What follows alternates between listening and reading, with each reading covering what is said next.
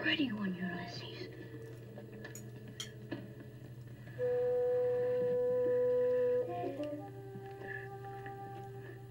There it is. Hello BookTube, I'm Sean the Book Maniac. Welcome back to my channel. Here I am with another page 112 tag. This is the book haul version. I have acquired quite a stack of books of late, so these are going to be coming fairly steadily over the next few weeks. No more than one a week. I don't want to overwhelm people. Here is the first batch. Those of you who are watching, all but maybe two of you, are very familiar with the tag. I'm going to read page 112 to you without telling you the title or author. I'm going to give my reaction to it, but of course my reaction is informed by the fact that I do know who the title and author are.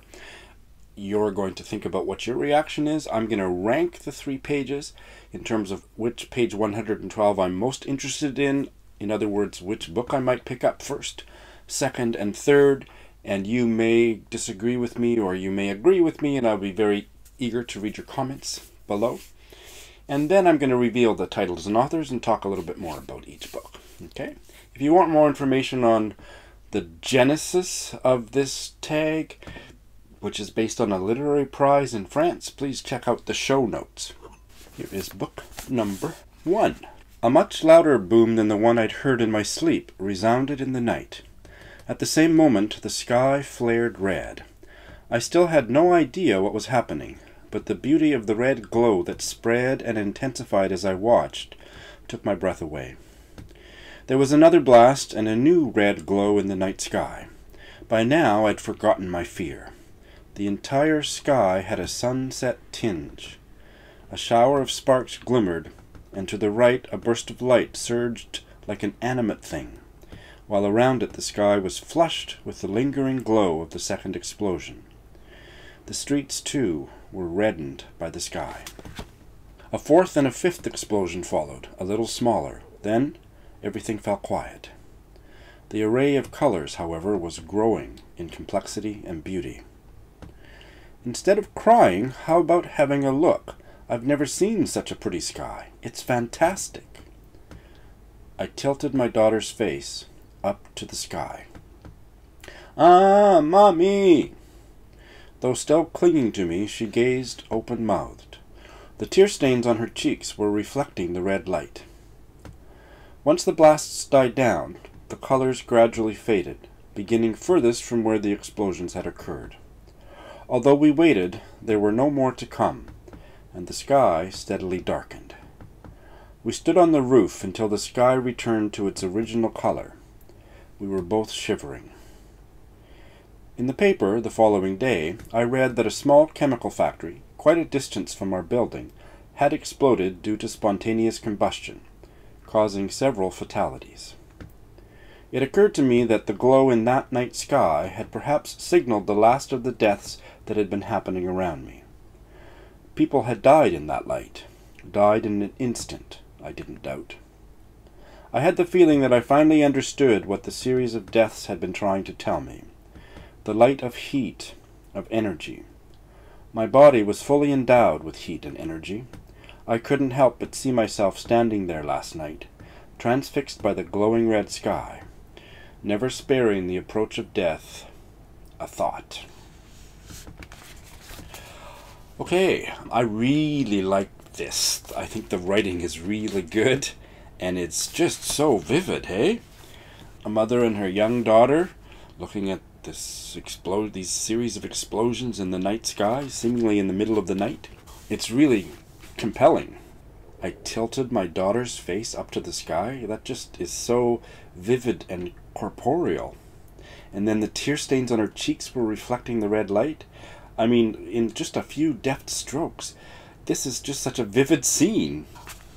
I am becoming aware of yet another literary allergy, which is to overly heavy symbolism, so I flinched just a wee bit at the end when the character interprets what this meant, but I'm going to withhold judgment. I need to read it in context. It didn't make me flinch with my whole being, but just because I had a recent experience where I didn't enjoy a book because the symbolism was slathered on way too thick. This might end up being like that, but it's really well written, and I love the final sentence, I couldn't help but see myself standing there last night, transfixed by the glowing red sky, never sparing the approach of death a thought. That last phrase, never sparing the approach of death a thought. I love that. No, I'm really interested in this. That's a fabulous page 112. What did you think? Book number 2. Mr. Sutton, I'm sure somehow this is mistaken identity, and it is someone else to whom what you're saying should be said. And if you'll excuse me, I really should, be going. Please, Mrs. Jones, forgive me if I suggest you should please remain. Of course you're entirely quite free to go, but I would advise not. We are anxious to wind these matters up, and I think you'll see why when you fully hear what I've got to say. But I can't see an explanation is in order, and you will, I'm sure, see why it was assumed that you knew Mr. Mac Durbriniski. Well, I don't, and no one resembling such a name. Well, Mr. Durbriniski, who was of Russian Jewish extraction, and assumed the Mac in front of his name, Durbriniski, because of wanting to feel more a part of the St. Patrick's Day parade, which he always watched from his Fifth Avenue apartment windows. That's a little joke, of course. I'm sure he had other reasons. I'm sorry, Mrs. Jones, I can see you're not amused. No, in fact I'm not. Not because it's not quite funny, but because, frankly, I'm scared stiff as to what is really going on here. I do apologize. You see, although nothing could be found pointing to any relationship, we were quite certain of your having some personal connection with Mr. Mac Durbriniski. And I am sorry for our assumption, and for the apprehensiveness which I can see this is clearly causing for you. Well, that's really strange. I quite like it, but what the heck? There's a comic vibe to it. It seems kind of satirical to me. The woman is being kind of interrogated. It doesn't seem she's not forced to deal with this interrogation. He says she's free to leave, but he seems like a complete fool, and she's being questioned about this Mr. Mac Durbriniski. It seems like it could definitely veer into the politically incorrect. So far, the stuff about the Russian Jewish extraction St. Patrick's Day parade, that strikes me as being inoffensively amusing, but yeah, I like it. I'm really curious what's going on here. The language is very mock formal, and it works for me. I think this could be quite a fun story. And who is Mr. Mac Durbriniski, and why is Mrs. Jones being questioned about him? Very curious. The interrogator's trying to joke with her. It doesn't land. That in and of itself is amusing to me. Yeah, it's intriguing. Book number 3. A Georgian house covered in Virginia creeper, bay-fronted on its sweep of gravel, buttressed by side shrubberies and tall trees, beech and elm, with front and back avenue leading away to the lodges hidden among the plantation. The white cords on the half-drawn blinds hung down in the dead center of the glass, as if set with a plumb line. And this precision of detail, to Otto's way of thinking, bestowed a placid air to the whole edifice, as though it were well satisfied with itself, its position, and its times. He could not see the white cords now. Moonlight shone on the glass, and the Venetian blinds were drawn. But he had seen the cords in the daytime, bisecting the dark panes, and thought that they somehow indicated the true character of Springfield House, as of something well pleased with itself, set apart. He saw the feeble light of a candle moving in one of the bedrooms, and guessed that it was Biddy Langan mounting to her night's rest. It was she who had served Miss Imogen Langrish and himself in the drawing-room, with all the suffocating screens and cushions. The main bedroom on the center block of the house never showed a light, and that was the dead sister's room. The companion bedroom across the intervening balcony generally had its windows half open, and within the room the paraffin lamp burned late, and he imagined that to be her room. Now, as he watched, the light went out. In the bedroom of the wing beyond, the windows were always closed, and the Venetian blinds drawn, and there the light burned later still, for he had seen it at 3 and 4 o'clock in the morning when returning from a night's poaching in the upper fields. It was the room where the gramophone had played. There the recluse lived, undisturbed. Oh my God, I'm in love! That is amazing! It's such a lengthy descriptive passage, but just the way it seamlessly flows into a description of so many different people in the house and creates this image of, what's his name? Otto?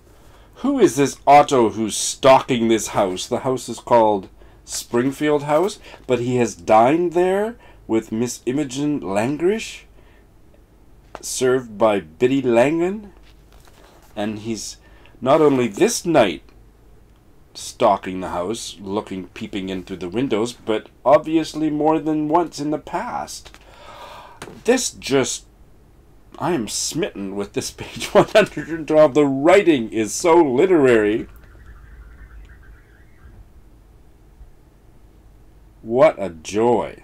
This page fills me with joy. I don't know if I can say anything about it.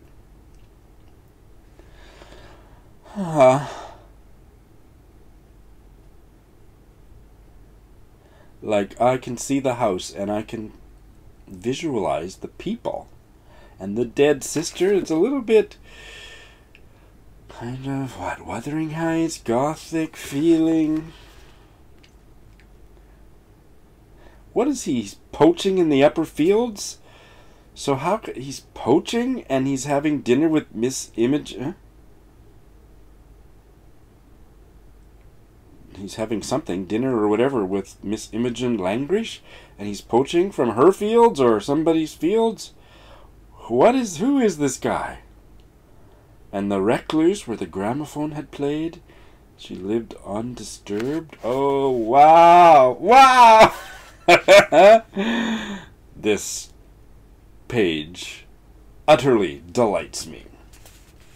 How about you? So I think you know that's my first pick. Book number 3 is my first pick, but these three are again really close together. This is a delightful batch of books for this video.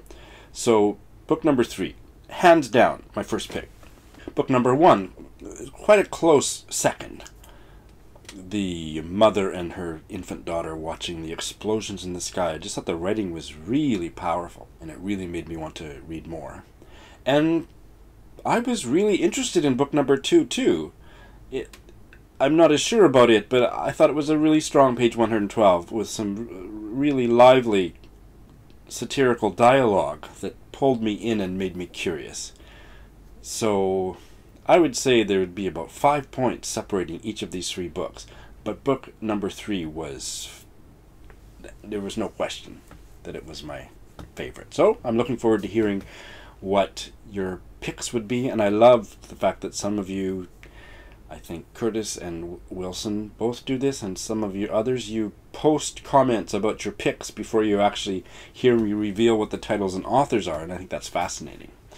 So keep doing that. Like I say, I knew more about these books before I read them to you, and so I have more to go on. My first pick is book number 3, and this was a total cover buy. I've already tweeted about it and Instagrammed about it, so some of you have heard about this. And here it is. Langrish Go Down by Aidan Higgins, an Irish novel. Look at that cover! I saw it at the bookstore, and then is it called the end papers? Front and back. Like, that is just to die for. This was published in 1966, the year of my birth. I knew nothing about Aidan Higgins, but he was an Irish novelist, and this is his debut, and it won a bunch of literary prizes. And Imogen Langrish is the youngest of 4 sisters.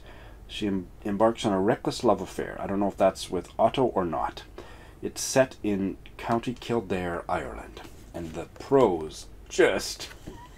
I love it.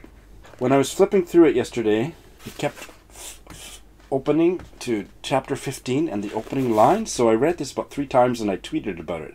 The opening line of chapter 15. "Oh, but it's true, Barry," the woman said, leaning glutinously on the last word. Just love that. So, yeah, I have to read this as soon as possible. This just compels me to read it. So that's my first pick, book number 3. My second pick is a newly translated Japanese novel, Territory of Light by Yuko Tsushima. It was originally published in Japan in literary journals in 1978 and 1979, but newly translated, and this Penguin edition is just hot off the press. I first heard about this book from Eric on one of his book hauls, or TBRs or something. It's a short little book. Page 112 wasn't very far from the end. It's about a young Japanese wife whose husband abandons her and their 2-year-old, and she tries to reinvent herself as a single mom living in an apartment. That doesn't sound potentially so interesting unless you consider it within the context of Japanese literature. I can't think of another novel that is about people like that it's about, written by and about women like that. So now that I've sampled the page, I'm dying to dive in. I'm going to be buddy reading this with Britta Bowler. Maybe in June, but probably July. Can't wait to get to this. And my third pick is a book that I just picked up at a used bookstore in Tokyo yesterday. And the rest of the next few book haul page 112 tags are going to be for the rest of that stash.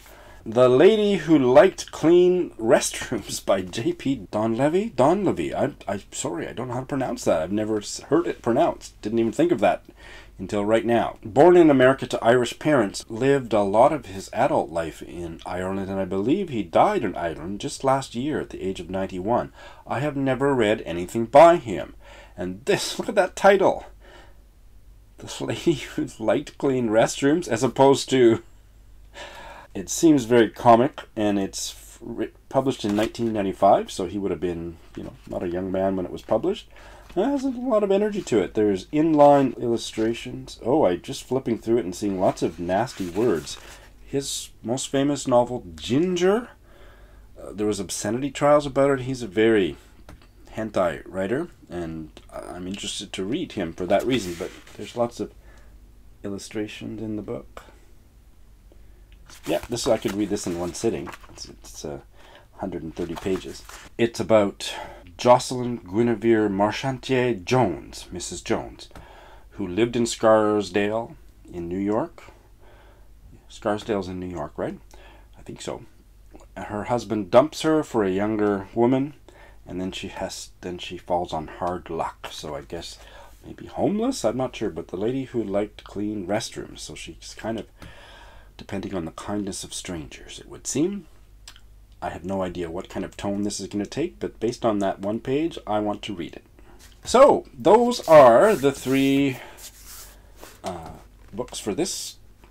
So that's what I got. I'd be very curious to hear any reactions you have to these books, what your ranking would have been, and anything else you have to say. Thanks for watching.